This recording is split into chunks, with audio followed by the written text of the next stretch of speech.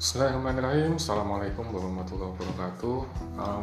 Kali ini sebagai pengganti perkuliahan Teknologi and Operation Management, saya mau upload video ini sebagai pengganti pertemuan kita tatap muka. Kemudian mudah-mudahan ya kita semua berharap mudah-mudahan semoga pandemi ini lekas berlalu ya. Tapi nanti sekiranya ada kesempatan yang lebih baik lagi, mungkin kita akan cover ulang materi-materi yang pernah kita lewati sebelumnya. Oke, di sesi kali ini saya mau bahas tentang supply chain, beberapa contoh, beberapa isu yang penting, kemudian strategi, risiko, bagaimana cara kita mengelola supply chain, kemudian bagaimana kita mengelola supplier base. Lalu ada juga isu tentang managing logistik dan managing distribution, kemudian ethics, kemudian mengukur performance, lalu juga ada beberapa hal kaitannya dengan customer relationship management. Saya nggak akan cover semuanya, tapi hanya akan memberikan penekanan pada beberapa hal yang dianggap penting. Oke, ini adalah salah satu contoh yang sebetulnya sudah ada di dalam buku. Jadi Intelligent Supply Chain ini contoh ini untuk menunjukkan bahwa walaupun bisnisnya itu sederhana, tapi dia ternyata begitu kompleks. Setelah di breakdown menjadi aktivitas atau produk yang sangat detail, ternyata sumber makanannya, pasokannya diambil dari 5 benua, kemudian melibatkan ribuan supplier, kemudian ada setidaknya 4 supply chain yang berbeda, dan jumlah yang dikeluarkan juga cukup besar. Jadi di sini kelihatan bahwa kalau supply chain itu bisa dikelola dengan baik, maka dia bisa mendapatkan keunggulan kompetitif. Kemudian apa sih yang perlu dipikirkan ya dalam supply chain management? Jadi tujuan dari supply chain management adalah untuk membangun struktur supply chain, struktur rantai pasok yang bisa memaksimumkan dirinya supaya kita bisa mencapai keunggulan kompetitif, dan pada akhirnya nanti akan memberikan manfaat kepada customer kita. Kemudian supply chain ini sangat kompleks karena tadi dari ujung sampai ke ujung kita harus kendalikan, dari material mentah yang bahan mentah sampai menjadi final product di tangan konsumen. Kemudian melibatkan banyak sekali pihak yang berbeda, dari supplier, manufacturer, distributor, wholesaler, retailer, dan seterusnya. Kemudian biasanya kalau kita bicara purchasing, maka ongkos dari supply chain ini cukup besar. Lalu relationship di supply chain management ini juga biasanya terintegrasi, dan kalau sudah cocok, perusahaan itu biasanya akan punya hubungan yang sifatnya jangka panjang, tidak hit and run. Kemudian supply chain ini memungkinkan kita untuk melakukan improvement atau innovation di banyak hal, karena ada banyak titik, ada banyak pihak yang terlibat, ada banyak elemen di dalamnya, sehingga ada peluang untuk diperbaiki, ditingkatkan, dibuat lebih efektif, dibuat lebih murah, dan lain sebagainya. Dan tadi kalau kita bisa mengelola supplier dengan baik, nanti akan bisa memberikan keuntungan-keuntungan yang lebih gitu, dalam artian tidak sekedar transaksi bisnis, tapi ketika kita sama-sama mengalami masa-masa sulit, misalnya seperti sekarang ini, permintaan turun dan lain sebagainya, supplier juga dalam hal ini mungkin bisa membantu kita, kemudian bisa menunda penagihan pembayaran atau memberikan benefit-benefit lain yang sifatnya bukan dalam bentuk uang. Itu beberapa nilai atau arti penting dari supply chain management. Kemudian ini juga contoh seperti Dardan tadi untuk menunjukkan bahwa produk yang sederhana sekalipun, yang produknya hanya minuman, tetapi setelah dilihat lebih detail lagi, ternyata dia melibatkan supply chain yang berbeda-beda. Pertama, yang paling bawah adalah dari sisi manufacturing untuk botol, kemudian yang di tengah adalah manufacturing untuk kaleng, kemudian yang di atas adalah pengelolaan gandum atau grain yang kemudian nanti diolah difermentasikan dan seterusnya sampai nanti masuk ke pabrik atau brewer. Kemudian dari situ baru dikirimkan kepada distributor sampai ke supermarket sampai ke tangan customer. Jadi walaupun produknya sederhana, bisa jadi supply chain-nya sangat panjang atau sangat kompleks. Kemudian ini beberapa data yang menunjukkan seberapa besar sih persentase supply chain terhadap persentase sales. Di sini kelihatan bahwa yang paling besar adalah petroleum 79%. Jelas ya bahwa karena petroleum itu kan produk yang sangat sensitif. Satu, jadi butuh security, butuh kualitas yang benar-benar tinggi, karena kalau tidak nanti bisa terjadi kebocoran atau kebakaran dan lain sebagainya. Kemudian juga dia membutuhkan kualitas yang tinggi, tenaga kerja atau ahli di bidangnya, tidak bisa sembarang orang diletakkan di supply chain untuk petroleum. Kemudian yang lain yang juga tinggi adalah otomobil, karena barangnya besar, jelas, kemudian mahal, dan biasanya juga melibatkan supply chain yang begitu panjang dan begitu kompleks. Dan turun terus ke beberapa industri lain sampai yang paling rendah di sini adalah restoran, bisa sampai 35%. Kemudian kembali lagi ke strategi yang dulu pernah kita diskusikan di depan. Jadi apapun yang kita lakukan kaitannya dengan supply chain management, kaitannya dengan operation management itu harus dikaitkan kembali dengan strategi dasar yang ingin kita capai. Apakah kita mau low cost, apakah kita mau responsif, atau kita mau differentiation. Termasuk juga ketika kita bicara soal supply chain management. Kalau strategi kita adalah low cost, maka pemilihan supplier harus difokuskan pada cost. Tapi kalau strategi kita adalah diferensiasi misalnya, maka pemilihan supplier harus didasarkan pada kemampuan supplier untuk bisa melakukan product development, untuk sharing information, atau untuk develop product together, bikin R&D bareng-bareng misalnya. Jadi sekali lagi di sini ada semacam alignment, strategi korporat seperti apa, strategi operation seperti apa, lalu diturunkan ke strategi yang lebih spesifik lagi. Dalam hal ini adalah supply chain management. Kemudian ini adalah debat yang lazim dijumpai ya, apakah kita mau make or buy. Jadi dari sekian banyak produk, ini juga sudah disinggung pada saat kita mengulas tentang produk design. Jadi mana yang akan kita beli, mana yang akan kita buat sendiri, atau mana yang kemudian itu akan ditransfer operasionalnya ke pihak ketiga atau disebut sebagai outsourcing. Kemudian sourcing sendiri itu ada banyak strategi. Kita bisa menggunakan many supplier, banyak supplier, atau few supplier, sedikit supplier. Kemudian kita bisa juga pakai vertical integration, joint venture, keiretsu, atau virtual companies. Many supplier ya sesuai dengan namanya, produknya suppliernya banyak. Ini biasanya berlaku untuk produk yang sifatnya terstandarisasi dan produknya berbasis komoditas. Misalnya Anda beli garam, atau Anda beli beras, atau Anda beli kertas kantor gitu. Produknya kan standar ya, tidak banyak selisih atau beda harga, maka many supplier biasanya lebih relevan. Biasanya juga harganya tidak terlalu mahal dan mudah bagi kita untuk switch dari supplier yang satu ke supplier yang lain. Dalam hal ini biasanya mereka bersaing dari sisi harga. Tapi yang few suppliers ini kebalikannya, biasanya kita punya hubungan yang jangka panjang. Kemudian mungkin di dalamnya ada proses seperti tadi sharing information, kemudian R&D, joint R&D, pengembangan produk bareng-bareng, kemudian mungkin mereka juga terlibat di dalam beberapa aktivitas bisnis kita dan seterusnya. Hal ini juga membuat switch ke supplier lain agak susah. Ini biasanya untuk produk yang lebih mahal, lebih spesifik, dan mungkin saja produk ada nilai semacam nilai teknologi atau nilai keunikan tersendiri yang melekat pada supplier tersebut yang tidak bisa dengan mudah digantikan oleh supplier yang lain.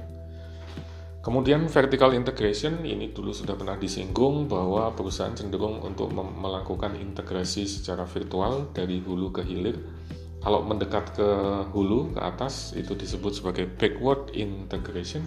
Kalau mendekat ke bawah, ke customer, itu disebut sebagai forward integration. Ini ada beberapa contohnya perusahaan-perusahaan yang melakukan proses vertical integration. Kita bisa forward, kita bisa backward, kita bisa dua-duanya. Tentu saja kalau hulu dan hilir dikuasai, kita bisa meningkatkan efektivitas, efisiensi, tapi ini butuh modal yang gede, skill yang bagus, dan memastikan bahwa ada demand yang cukup di bidang tersebut. Tapi yang dulu juga pernah disinggung di pertemuan sebelumnya adalah bahwa ini sangat berisiko untuk industri yang perubahannya sangat cepat, karena perusahaan yang sudah integrated, vertically integrated, untuk melakukan pivot itu bisa sangat sulit.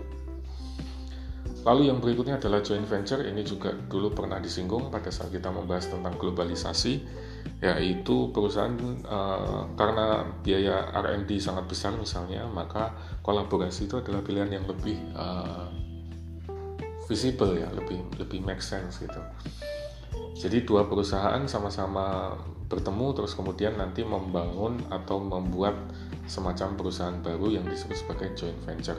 Misalnya dulu Sony dan Ericsson sama-sama bertemu kemudian membangun perusahaan joint venture namanya Sony Ericsson. Sony menyumbang 50% misalnya, kemudian Ericsson juga menyumbang 50%. Di bidang minyak dulu ada juga Chevron dan Texaco membuat joint venture. Chevron Texaco, Chevronnya menyumbang sebagian, Texaco juga menyumbang sebagian. Ada beberapa manfaat, misalnya kita bisa saling bertukar skill, kita bisa memastikan supply-nya terpenuhi, dan lebih penting lagi kita bisa menurunkan cost dengan cukup signifikan. Tapi tantangannya adalah bisa jadi teman itu menikung di belakang kita, karena suatu saat nanti mereka mengambil knowledge dari kita atau staff dari kita misalnya, lalu dia gunakan untuk, setelah joint venture-nya selesai, dia gunakan untuk membuat produk yang menjadi pesaing. Keiretsu ini bentuk yang unik, yang paling terkenal adalah Toyota ya, karena dia menggunakan kombinasi antara few supplier dan vertical integration. Jadi suppliernya sedikit, tapi mereka juga punya semacam kepemilikan, sharing ownership atau punya saham di beberapa anak perusahaan yang menjadi suppliernya. Dengan cara ini mereka bisa menjamin supplier, jadi supply untuk produk apapun bisa terjamin, karena mau tidak mau mereka kan punya hubungan khusus dengan perusahaan induknya. Kemudian sifatnya jangka panjang, long term, dan stabil. Dan ini juga sudah pernah teruji, misalnya dulu pernah ada kasus Aisin Seiki, salah satu pabrik yang menjadi suppliernya Toyota itu ternyata terkena kebakaran besar. Proses produksi Toyota harus berhenti selama beberapa minggu. Tapi yang menarik adalah supplier mereka itu ternyata bukannya malah meninggalkan, tetapi malah saling bahu-membahu membantu Aisin Seiki supaya bisa tetap berproduksi. Jadi mereka bantu membuat membuat P-valve yang waktu itu diproduksi oleh Aisin Seiki, sampai Aisin Seiki bisa recover. Karena mereka merasa kalau Aisin Seiki mati berarti Toyota mati, kalau Toyota mati berarti mereka juga akan mati. Itu prinsip dasar dari Keiretsu. Kemudian virtual companies ini mudahnya adalah seperti seperti dropship kalau sekarang. Jadi kita sebetulnya tidak punya perusahaan sungguhan, kita tidak punya pabrik sungguhan, tapi kita memesan dari orang lain. Kemudian nanti pesanan itu di branding atau dikemas seolah-olah adalah merupakan produk kita. Kemudian ini punya beberapa kelebihan, misalnya kalau kita masih pemula atau industrinya sangat labil misalnya, jadi kita tidak mau berinvestasi terlalu banyak, maka virtual companies bisa menjadi salah satu strategi. Ini cukup fleksibel dan kecepatan lebih cepat untuk membuat virtual companies daripada kalau kita harus nyari supplier satu-satu, kemudian rebranding, repackaging sendiri dan seterusnya. Lalu risiko, nah ini juga penting karena semakin kemari ada VUCA, kemudian ada seperti sekarang pandemi global ini dan lain sebagainya, maka otomatis membuat risiko supply chain itu menjadi semakin besar. Nah,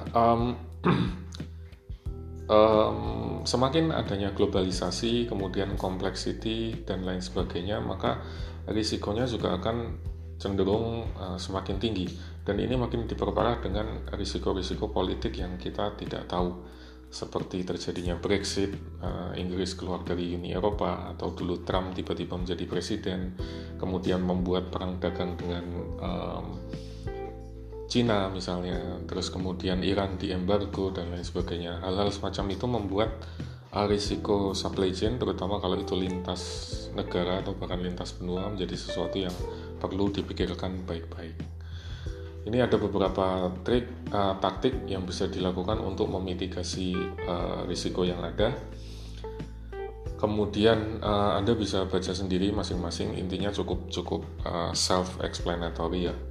Jadi ada risiko misalnya supplier gagal memenuhi kualitas standar yang diinginkan, atau supplier atau risiko dalam hal distribusi misalnya, atau risiko informasi yang bocor atau distortion dan lain sebagainya. Dan itu ada beberapa contoh, seperti misalnya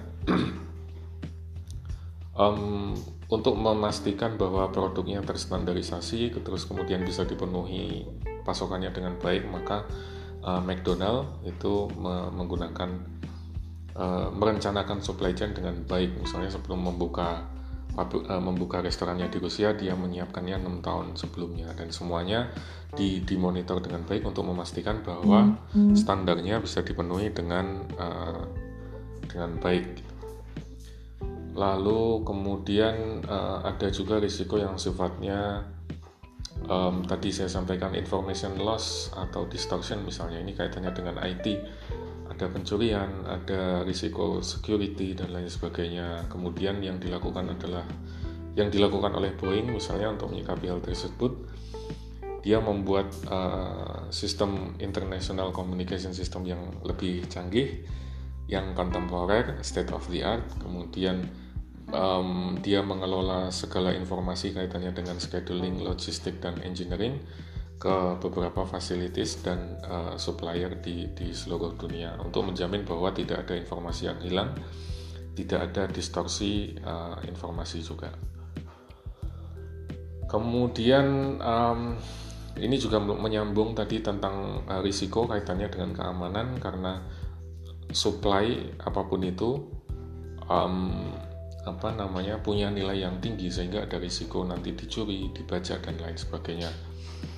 Misalnya kalau Anda perhatikan rokok itu jarang sekali ada truk distribusi yang mencantumkan mereknya, apakah itu Sampurna, apakah itu Jarum atau Gudang Garam dan lain sebagainya, karena barangnya sangat mahal, kemudian mudah untuk diperjualbelikan kembali, sehingga risiko untuk truknya dicegat di tengah jalan, kemudian dibajak, diambil barangnya dan lain sebagainya. Ini juga kalau Anda perhatikan ya, misalnya sering keluar kota naik kendaraan darat gitu, banyak truk-truk yang Anda jumpai di belakangnya itu biasanya ada tulisan seperti Gajah Oling atau Kotikam. Itu adalah semacam dalam tanda kutip asosiasi atau mafia begitu yang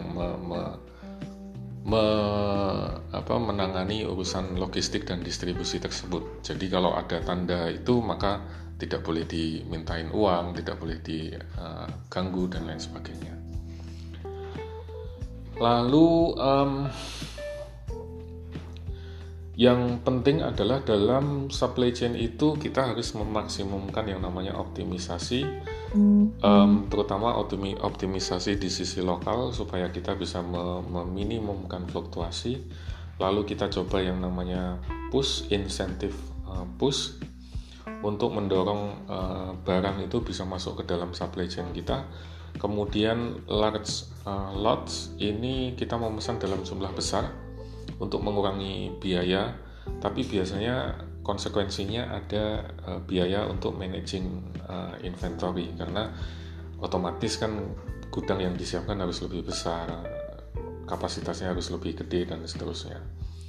Kemudian ada bullwhip effect. Jadi ketika order itu diteruskan ke dalam supply chain, nanti ketika ada fluktuasi di satu step, maka itu akan mempengaruhi ke step-step yang lain. Jadi seperti ombak gitu ya. Jadi kena di sini, nanti ombaknya akan kena lagi di setelahnya dan seterusnya. Itu yang disebut sebagai bullwhip effect. Ini beberapa hal yang bisa dilakukan untuk memastikan integrasi di dalam supply chain kita. Misalnya kita bisa menggunakan pool data secara akurat sehingga punya angka yang pasti tentang berapa yang harus kita ambil. Kemudian lot size reduction untuk mengambil keuntungan dari diskon. Kadang-kadang ada dengan cara ini kadang-kadang kita bisa mendapatkan diskon dan menurunkan biaya order. Kemudian ada single stage control of replenishment, vendor manage inventory, blank order, standardization, postponement, dan seterusnya. Nanti bisa Anda baca. Kemudian membangun basis supply chain itu boleh dibilang susah ya, karena ini sama seperti mencari partner gitu kan, apalagi kalau kita masih baru di bidang tersebut. Sama seperti cari jodoh gitu. Perusahaan harus mencari supplier, harus melakukan evaluasi, harus melihat potensinya, kemudian dinilai atau diukur apakah nanti perusahaan ini bisa menjadi partner untuk long term relationship. Dan kadang-kadang kita juga bisa menggunakan proxy, yaitu certification seperti kualifikasi, education, dan lain sebagainya, untuk menjamin bahwa perusahaan ini punya reputasi bagus walaupun kita belum kenal. Misalnya sama seperti mau merekrut karyawan baru, kita belum tahu orangnya tapi kita tahu dia punya ijazah dari MMUGM misalnya, maka itu bisa menjadi proxy yang menunjukkan bahwa kandidat ini berpotensi menjadi orang yang baik dan layak untuk direkrut. Kemudian setelah direkrut ke dalam supply chain kita, maka yang harus dilakukan berikutnya adalah melakukan pengembangan atau development. Kita mengintegrasikan mereka ke dalam sistem, kita pastikan kualitas yang kita inginkan seperti ini, standarnya begini, produknya begini, schedule dan delivery-nya harus begini, dan seterusnya.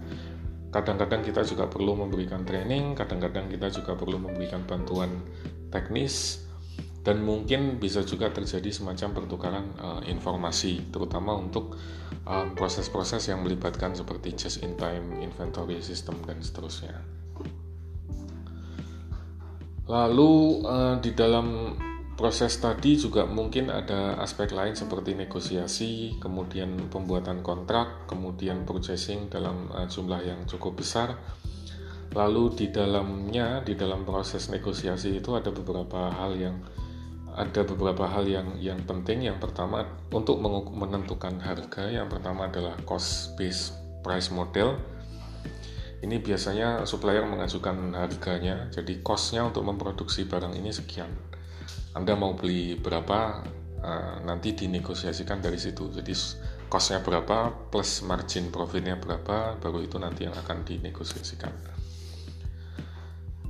Atau sebaliknya, kita bisa menggunakan market based price model. Jadi untuk produk-produk yang terstandarisasi misalnya, maka kita bisa menggunakan standar patokan bahwa di market itu harganya sekian. Anda bisa kasih saya harga berapa, nanti supplier yang akan menentukan margin yang bisa dia ambil. Atau kita bisa lakukan negosiasi melalui yang namanya competitive bidding. Jadi kita minta supplier untuk memasukkan penawarannya dari banyak supplier, terus nanti kita pilih, kita evaluasi mana yang paling baik. Oke. Zaman sekarang ada semakin canggih lagi karena ada e-procurement. kemudian ada e-katalog, terus kemudian ada online auction, ada marketplace misalnya. Sekarang banyak marketplace yang menyediakan space khusus untuk supplier. Jadi untuk pengadaan dalam jumlah yang besar, tidak untuk customer yang volumenya kecil atau transaksinya receh. Nah, bagian dari supply chain management yang juga penting adalah soal logistik. Logistik ini bertujuan, manajemen logistik ini bertujuan untuk mendapatkan efisiensi operasi melalui integrasi proses yang ada, melibatkan material acquisition, movement, dan storage. Jadi di dalamnya ada proses pembelian, kemudian di dalamnya ada proses pengiriman atau pergerakan barang, lalu yang ketiga adalah proses storage atau penyimpanan. Nah, karena logistik ini biasanya bukan menjadi bagian dari core kompetensi sebuah perusahaan, maka logistik ini cenderung di outsource ke pihak lain. Makanya populer ada di Indonesia misalnya ada Tiki, ada JNE, ada Si Cepat, ada JNT, ada Wahana, dan lain sebagainya. Mereka tumbuh karena banyak sekali bisnis atau usaha yang membutuhkan logistik. Semua perusahaan rasanya butuh logistik. Tapi karena logistik itu bukan merupakan bagian dari core kompetensi, maka biasanya dia di outsource atau diserahkan kepada pihak lain untuk ditangani secara lebih serius. Lalu proses pengiriman sendiri juga bisa beragam. Kita bisa menggunakan truk, kita bisa menggunakan kereta, kemudian bisa menggunakan pesawat, air, kemudian menggunakan pipa untuk gas, untuk tadi misalnya minyak, petroleum, dan lain sebagainya, atau kombinasi di antaranya. Yang paling murah adalah di air. Ini yang dulu dilakukan oleh bangsa-bangsa Eropa, seperti di Inggris, di Perancis, di Jerman, dan lain-lain. Kota-kota besar di sana pasti punya atau pasti dialiri oleh sungai-sungai besar karena transportasinya murah, kemudian tidak membutuhkan teknologi tinggi. Kalau zaman sekarang yang cost-nya cukup murah juga adalah menggunakan kereta api, karena energi yang dikeluarkan relatif tidak begitu besar, kemudian tidak banyak gangguan di perjalanan. Beda dengan kereta, dengan truk misalnya. Kalau menggunakan jalan umum, kalau di konteks Indonesia itu banyak sekali, misalnya pungutan liar, sebentar-sebentar harus timbang bobot. Kemudian kalau lewat jalan tol dia kena biaya yang cukup mahal dan seterusnya.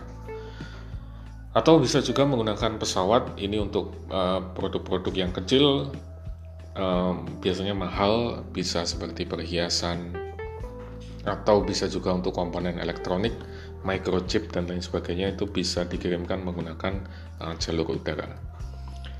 Kemudian secara umum ya semakin cepat pasti akan semakin mahal, walaupun semakin cepat pasti semakin disukai oleh customer. Maka yang penting adalah bagaimana menemukan kombinasi yang tepat antara cost dan speed. Yang berikutnya, teman-teman sekalian, adalah soal warehousing atau pergudangan. Ini cukup mahal ya, terutama kalau produk yang kita miliki itu sifatnya sangat bulky.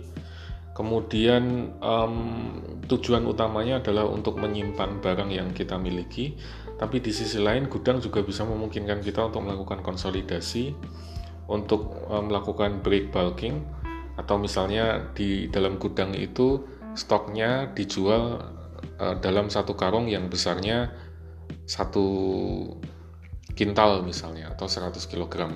Kemudian dari situ kita bisa breakdown menjadi plastik-plastik kecil yang berukuran 5 kg atau 1 kg misalnya untuk dijual kembali.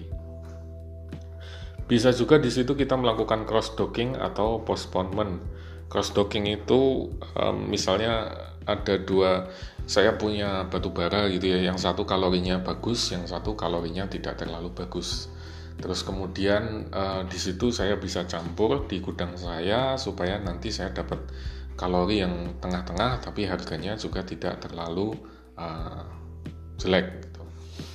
Kemudian postponement itu kaitannya dengan penundaan, jadi kita bisa menyimpan barang di situ, terutama untuk ini bisa digunakan untuk hedging juga melawan inflasi, terutama untuk barang-barang yang tidak mudah rusak seperti pasir, material, semen dan lain sebagainya. Itu bisa dilakukan postponement. Lalu third party logistik, tadi kelanjutan dari outsourcing, karena logistik itu adalah bukan core kompetensi perusahaan pada umumnya, maka biasanya logistik akan melibatkan pihak ketiga. Dan mereka akan membantu kita tidak hanya dari proses delivery-nya atau movement-nya, tapi juga mungkin menyediakan gudang, menyediakan assembling, proses testing, shipping, atau custom, bea dan cukai. Kalau Anda misalnya di bandara di Sucipto saja, di sebelah timurnya itu kan ada beberapa deret gudang, ada yang dimiliki FedEx, ada yang dimiliki TNT, JNE dan lain sebagainya. Kemudian kalau Anda ke Bandara Suta misalnya, itu sebelum masuk ke terminal di kiri kanan dekat Suwarna itu sudah banyak gudang-gudang yang dimiliki oleh perusahaan-perusahaan logistik besar seperti tadi TNT, FedEx dan lain-lain. Lalu bagaimana kita mengelola distribusi? Jadi yang perlu ditekankan di sini adalah bagaimana kita melakukannya dengan rapid, dengan cepat, memberikan respon yang cepat tanggap gitu. Kemudian menawarkan pilihan produk yang memadai dan service yang memuaskan. Kemudian semakin banyak fasilitas, maka biasanya response time-nya akan lebih tinggi dan customer satisfaction-nya juga lebih tinggi. Bayangkan misalnya saya mau beli sepeda motor Triumph gitu ya, tapi ternyata dealernya cuma ada di Jakarta, kan males ya, maka kemudian saya cenderung merasa tidak puas dan membatalkan pembelian atau memilih merek lain yang tersedia atau ada bengkelnya, ada dealernya di kota saya. Makanya ini juga perlu menjadi bagian penting. Semakin banyak facilities-nya, point of distribution point itu juga akan menjadi lebih penting. Misalnya Anda mengirim barang menggunakan logistik pakai TNT, JNE dan lain sebagainya. Kalau facilities mereka banyak, maka Anda bisa memastikan mau ke ujung Indonesia pun bisa sehari sampai. Tapi kalau number of facilities-nya terbatas, maka mungkin mereka hanya bisa, kalau ke kota ini atau ke kabupaten ini mungkin harus nunggu sampai 3 hari atau mungkin harus nunggu sampai 7 hari dan seterusnya, karena number of facilities-nya terbatas. Maka dari itu kita perlu pertimbangkan berapa number of facilities yang akan kita miliki, karena itu kaitannya dengan inventory cost, transportation cost, dan facility cost itu sendiri. Dan semua itu nanti akan gabung jadi satu, menjadi total logistic cost. Ini adalah tadi yang saya sampaikan, bagaimana cara kita melakukan balancing antara response time, kemudian cost, kemudian kaitannya dengan revenue atau profit yang kita inginkan. Makin banyak number of facilities, maka response time pasti akan semakin murah. Kemudian makin banyak number of facilities, facility cost-nya di grafik yang tengah itu, facility cost-nya akan cenderung naik, inventory cost-nya juga akan cenderung naik, tapi transportation cost-nya akan cenderung turun. Kalau di total nanti cost itu akan perlahan turun, tapi nanti akan ada inflection point di mana dia balik lagi ke atas. Kemudian kalau ini di total, kita akan mendapatkan grafik ideal untuk mencari selisih yang paling besar. Nah, selisih yang paling besar ini di grafik yang paling kanan itu adalah profit yang paling maksimum. Kemudian dalam distribusi itu ada yang sifatnya downstream, ada juga yang sifatnya upstream. Nanti kita akan bahas. Kemudian ada juga isu etika di dalam supply chain, karena ini adalah barang yang sensitif ya. Di dalamnya melibatkan banyak pihak, jadi sangat mungkin ada pelanggaran etika, misalnya suap. Lalu Institute for Supply Management itu membuat semacam prinsip dan standar untuk memastikan bahwa supply chain itu bisa diterapkan dengan ethical conduct yang baik. Mereka membuat 10 standar, mulai dari perceived impropriety, kemudian conflict of interest, issues of influence, responsibility, customer relationship, sustainability, confidential information, reciprocity, applicable laws, dan terakhir adalah professional competence. Hal ini didorong atau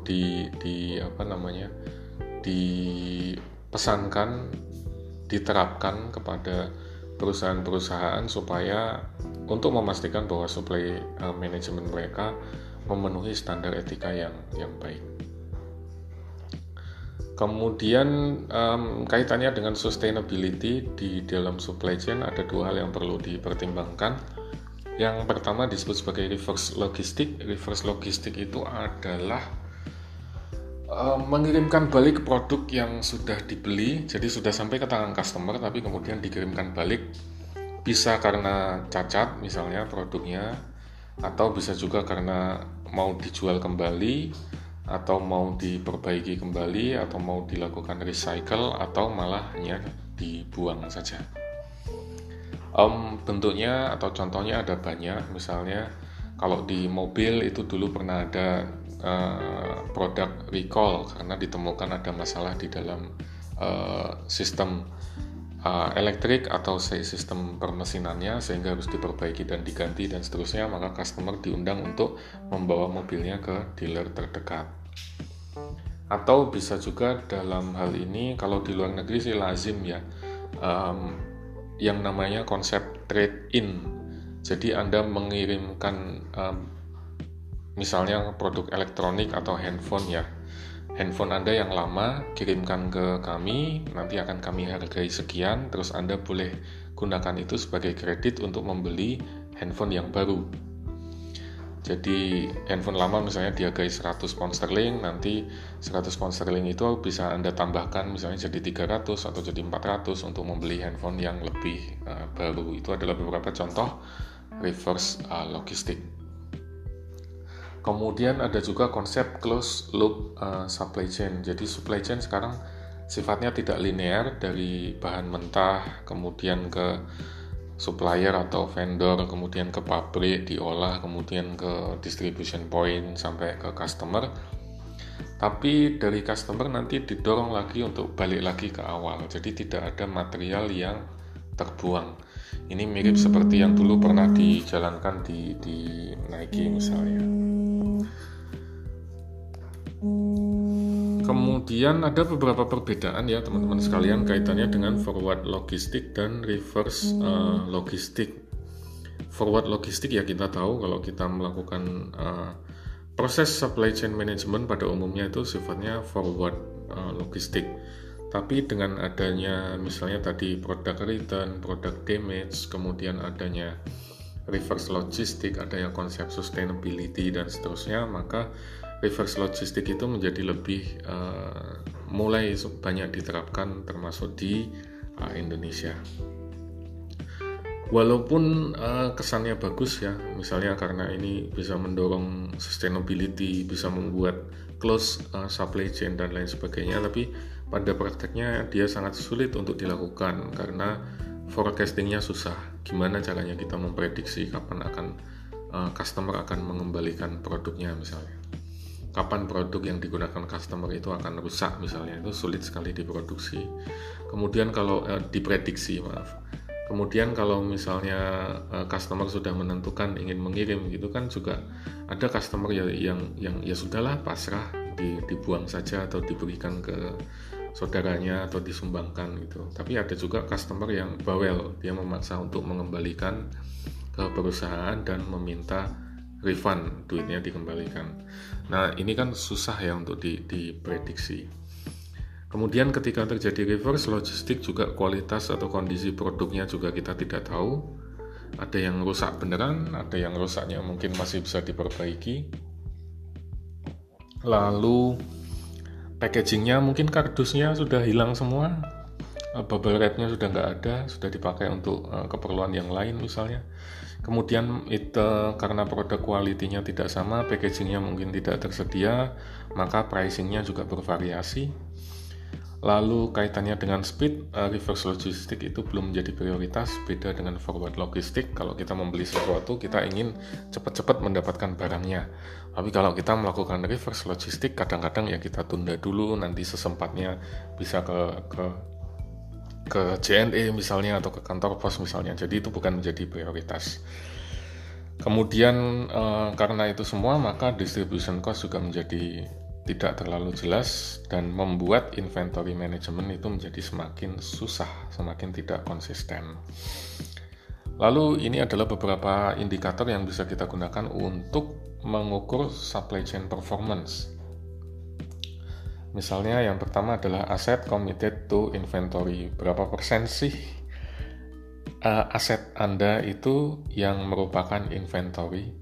Kalau di contoh Home Depot ini adalah 25%. 25% itu baik atau buruk, itu sulit untuk dijelaskan secara hitam putih.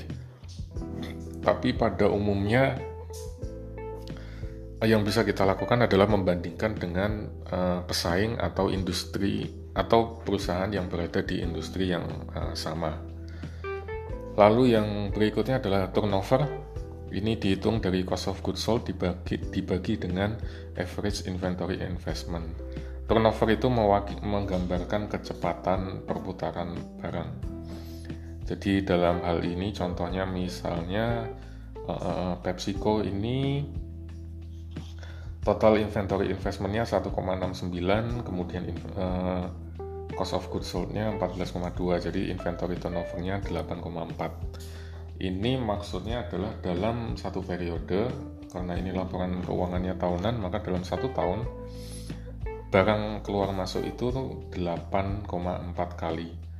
Jadi pertama barang masuk, kemudian masuk ke dalam proses sampai dia keluar dikirim ke customer, 1 siklus, 2 siklus, 3 siklus, sampai 8,4 siklus dalam 1 tahun. Makin tinggi turnover berarti pergerakannya makin cepat, makin rendah berarti makin kecil. Logikanya untuk barang-barang yang consumer goods ya, seperti barang kebutuhan sehari-hari, sembako, kemudian makanan, sabun cuci dan lain sebagainya, itu punya turnover yang cukup tinggi. Tapi kalau mobil, alat berat, kemudian mesin-mesin produksi itu biasanya turnovernya tidak terlalu tinggi. Dan sekali lagi kita bisa gunakan ini untuk membandingkan dengan perusahaan lain yang sejenis. Ini contohnya, misalnya kita bisa bandingkan skor turnovernya berapa, kemudian persentase aset terhadap turnover berapa, dan seterusnya. Sebagai contoh, kalau di manufacturing, Toyota itu 5%. Berarti dia bisa mengendalikan inventorinya sangat rendah, padahal rata-rata industri hanya 15%. Ini menunjukkan bahwa dia punya Keiretsu, dia punya sistem just in time yang bagus, sehingga inventorinya bisa diturunkan dengan cukup signifikan. Kemudian weeks of supply ini juga menjadi salah satu ukuran inventory yang kita miliki ini bisa bertahan untuk menyuplai berapa minggu. Dalam contoh ini PepsiCo adalah 6,19. Lalu ya sekali lagi yang bisa kita lakukan adalah membandingkan dengan rata-rata industri atau dengan perusahaan pesaing yang ingin kita adopsi atau ingin kita tiru. Misalnya di sini order fill rate-nya kita 71%, padahal yang kita inginkan 98%. Berarti kita harus memastikan bahwa bagaimana customer memberikan order dan lain sebagainya, itu prosesnya harus dipermudah supaya order fill rate-nya naik. Kemudian contoh lain misalnya cash to cash cycle time. Jadi dari cash dibelikan barang jadi jadi dijual, terus kemudian jadi piutang, sampai kemudian bisa dikolek lagi jadi cash, itu butuh waktu. Misalnya kita 100 hari, sementara perusahaan lain 30 hari. Maka kita bisa perbaiki dengan cara lebih kencang lagi dalam hal nagih piutang misalnya. Ini beberapa contoh yang bisa kita lakukan. Lalu yang berikutnya adalah tentang score model. Score model ini adalah salah satu framework yang bisa kita gunakan untuk mengelola supply chain kita dengan baik. Jadi ada proses planningnya, ada proses sourcing, ada proses making, ada proses delivering, kemudian nanti ada reverse logistiknya, ada return dalam bentuk finished good dan return dalam bentuk raw material. Nah, di dalam score model ini cukup kompleks ya teman-teman sekalian, tapi di dalamnya ada beberapa indikator yang bisa Anda gunakan. Misalnya supply chain reliability itu menggunakan beberapa metrik, tapi yang di sini yang ditampilkan adalah perfect order fulfillment. Ini bisa dihitung dengan total perfect order dibagi dengan total number of order. Ada beberapa contoh lain lagi, misalnya supply chain responsiveness, supply chain agility, supply chain cost, supply chain asset management, dan seterusnya. Lalu masing-masing atribut itu juga punya masing-masing metrik atau pengukuran yang berbeda-beda pula. Lalu tadi yang saya sampaikan bahwa benchmarking ini penting, bisa digunakan untuk melihat apakah kita sudah efektif atau belum. Tapi itu saja mungkin tidak cukup karena kita juga harus melakukan audit. Jadi di dalam proses itu jangan-jangan memang ada inefisiensi misalnya, atau ada proses-proses yang masih bisa kita percepat lagi. Dan yang penting adalah bahwa memastikan semua yang terlibat di dalam supply chain itu punya mental we are in this together, dan ini yang sulit sebetulnya. Lalu teman-teman sekalian masuk ke dalam aspek teknologi atau aspek sistem yang lebih spesifik. Di dalam sebuah perusahaan umumnya mereka punya enterprise system yang memadai, dan yang paling penting di sini adalah supply chain management, customer relationship management, dan enterprise resource planning. Tiga hal itu yang biasanya dimanfaatkan untuk mengelola supply chain dengan baik. ERP itu mengelola seluruhnya, jadi dia terdiri dari banyak modul, dan biasanya SCM dan CRM itu adalah bagian atau modul yang yang menjadi bagian dari ERP tadi. ERP itu diproduksi oleh misalnya SAP, kemudian Oracle, dan lain sebagainya. Kita bisa membeli gelondongan atau kita bisa membeli hanya modul-modul tertentu. Kemudian SAP juga punya modul-modul yang sudah di customize gitu. Jadi ada SAP untuk perusahaan retail, untuk misalnya Carrefour atau Hypermart.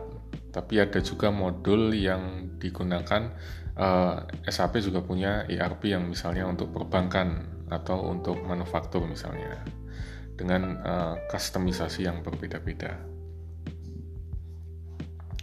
Kemudian teknologi itu masalahnya teman-teman sekalian bukan pada teknologinya, tapi pada manusianya, dan biasanya akan menjadi sulit ketika proses implementasi, karena di situ akan berbenturan dengan faktor manusia, faktor organisasi, kemudian bagaimana proses supaya orang mau menggunakan sistem yang baru, tidak resisten dan lain sebagainya, itu menjadi susah. Lalu kita juga berhadapan dengan yang disebut sebagai legacy challenge. Misalnya FEB itu dulu sebelum UGM punya SIMaster, FEB sudah mengembangkan sintesis. Sedemikian rupa sehingga sintesis itu berkembang dengan sangat besar, bisa memenuhi kebutuhan kita. Tapi setelah FEB punya sintesis, UGM kemudian membuat SIMaster yang itu digunakan oleh semua fakultas dan sekolah lain di bawah UGM, dan kita dipaksakan untuk menggunakan SIMaster, mengadopsi SIMaster, dan itu menjadi masalah atau tantangan karena kebutuhan tiap fakultas kan tidak selalu sama ya. Ini adalah salah satu contoh yang disebut sebagai legacy challenge. Kemudian ini adalah beberapa benefit, ada beberapa best practice yang bisa kita lakukan untuk memastikan bahwa sistem yang kita miliki, enterprise system yang kita miliki itu sama, bermanfaat bagi kita. Terus kemudian tidak hanya dia bisa melayani kepentingan yang sifatnya bisnis, tapi juga bisa digunakan untuk melayani kepentingan-kepentingan sosial, misalnya untuk CSR atau untuk yayasan, aktivitas sosial dan lain-lain. Kemudian ini adalah beberapa syarat yang bisa kita lakukan supaya sosial platform kita bisa mengena. Pastikan ada semua manajemen terlibat di sana, kemudian ada feedback dan reward mechanism, kemudian ada branding juga, kemudian di dalamnya kita harus menempatkan change agent. Kadang-kadang kita perlu melakukan gamification, jadi memanfaatkan game di dalam pekerjaan kita, lalu membuat engagement itu mudah. Ini beberapa platform yang bisa dimanfaatkan untuk keperluan sosial seperti SharePoint, Yammer, Chive, Chatter, dan lain sebagainya. Nah, ERP lagi, teman-teman sekalian, tadi kembali lagi. ERP itu yang saya sampaikan, dia begitu besar, dia punya modul yang cukup komplit, jadi di dalamnya ada modul accounting, modul finance, modul HR, modul CRM, modul SCM, dan lain sebagainya. Dan dari situ ini akan sangat memudahkan sekali bagi manajemen untuk bisa mengambil keputusan secara real time. Lalu yang ERP juga bisa digunakan untuk mendorong lean manufacturing atau lean organization, karena bisa membantu kita untuk mengidentifikasi mana cost-cost yang bisa dikurangi misalnya, atau proses bisnis yang belum efisien dan lain sebagainya. Nah, yang paling penting adalah bagaimana memilih ERP. Pastinya kita memilih disesuaikan dengan kebutuhan kita, kemudian kita melihat kelebihan-kelebihan yang ditawarkan oleh ERP-nya. Kemudian kita mungkin perlu melakukan demo atau simulasi, dan yang terakhir kita harus menghitung total cost of ownership. Total cost of ownership ini yang sering kali dilupakan karena orang hanya beranggapan bahwa membeli software atau membeli sistem itu ya harganya itu saja, price list-nya itu saja, tapi mereka lupa bahwa di belakang itu ada yang namanya training, ada yang namanya sosialisasi, ada yang namanya migrasi, jadi mengubah dari sistem lama ke sistem yang baru, kemudian ada proses transisi, ada proses maintenance kalau sistemnya sudah berjalan, kemudian ada proses upgrading, misalnya nanti kita ingin menambah kapasitas dan lain sebagainya, dan itu semua harus dihitung sampai detail untuk mendapatkan angka total cost of ownership. Jadi sekali lagi, ERP itu tidak hanya harga barangnya saja, harga softwarenya saja, tapi juga biaya-biaya lain yang melekat di dalamnya. Dan ini beberapa hal yang bisa menjadi success factors maupun failure factors. Yang failure factor saja yang ingin saya highlight adalah tadi menyambung soal total cost of ownership. Kalau kita salah mengukur biayanya, maka biasanya ini akan menjadi gagal, sia-sia. Kemudian kalau tidak direncanakan dengan baik, time frame-nya tidak realistis, ini juga akan gagal. Dan kemudian adalah yang juga penting adalah soal lisensi. Jadi ada kalanya kita meminta untuk membuatkan software ke satu vendor, tapi kemudian kita ingin pindah ke vendor yang lain. Hanya saja vendor lama tidak mau membuka source kodenya, tidak mau memberikan informasi detail tentang ERP yang atau sistem yang sudah mereka buat, karena ada lisensi, ada harga yang harus dibayar dan lain sebagainya, dan itu membuat kita kesulitan untuk pindah ke ERP atau sistem yang baru. Nah, hal-hal semacam ini juga perlu dipertimbangkan pada saat kita akan menggunakan atau membeli sebuah sistem. Ini tadi yang saya sampaikan, supply chain management pada dasarnya sesuai dengan namanya, ini membantu kita untuk mengelola supply chain mulai dari pembelian material, bahan mentah, proses produksi, sampai nanti transportasi dan delivery ke tangan customer. Bahkan SCM juga bisa mendukung closed loop logistik atau reverse logistik kalau itu dikembalikan balik lagi ke perusahaan. Kemudian di dalamnya tidak hanya product flow, tapi juga ada information flow, ordernya nomor berapa, spesifikasinya apa, siapa pemiliknya, delivery statusnya apa, dan lain sebagainya. Lalu ada juga financial flow, jadi di proses ini berapa uang yang keluar, berapa biaya yang keluar, dan lain sebagainya, dan seterusnya. Kemudian ini menekankan kembali bahwa supply chain management itu begitu penting, sehingga ketika kita memanfaatkan aplikasi ini dengan baik, kita bisa memastikan kita bisa mendapatkan competitive advantage seperti yang kita harapkan. Dan logistik, menariknya adalah logistik kan sekali lagi bukan umumnya bukan core competence perusahaan, jadi kita harus punya semacam balance nih, bagaimana mengelola supply chain dengan baik, karena supply chain itu begitu vital, dia harus dikelola dengan baik, menyumbang competitive advantage, tapi logistik biasanya bukan menjadi core kompetensi perusahaan, sehingga harus di-outsource. Maka tantangannya kita mau outsource ke siapa, kemudian bagaimana hitung-hitungannya, dan lain sebagainya. Lalu ini beberapa proses yang biasanya mewarnai order fulfillment. Kemudian ini beberapa hal yang juga terkait dengan supply chain management. Nanti silahkan Anda baca sendiri, baterainya sudah mulai kelap-kelip, jadi mungkin akan saya percepat.